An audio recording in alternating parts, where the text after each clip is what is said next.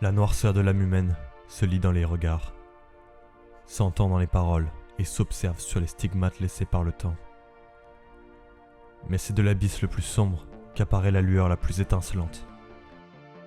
Dans le chaos qui nous sert de vaisseau pour cette brusque vie, un temple semble rompre avec l'obscur. Vous aurez sans doute compris que je parle de la dentition. Les murs d'émail de cette forteresse sont la partie la plus solide du corps humain, lui si fragile.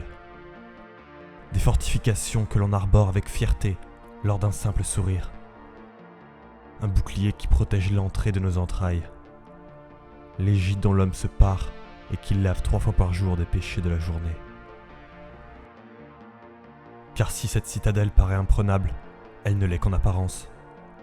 Qui n'a jamais eu en rêve la vision de perdre ses défenses, de les voir s'effriter et tomber, de se retrouver sans ce bien si précieux? Les poètes disent que les yeux sont le reflet de l'âme. Dans ce cas, nos dents sont le reflet de la vie que chacun subit.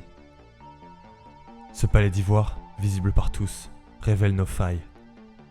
Il se ternit en même temps que l'espoir de ceux qui traversent l'univers par leur simple existence.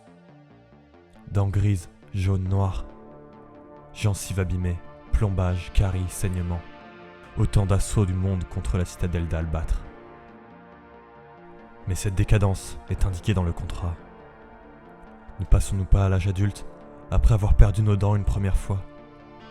Ne voyons-nous pas nos aînés, nus, vêtus d'un bastion de synthèse, qui depuis qu'ils existent, ont animé l'esprit torturé des peintres de la réalité? On peut voir chez les dents une société. Dans cette forteresse fragile, chacune a son rôle. Telle une fourmilière, les habitants se concentrent sur leurs tâches.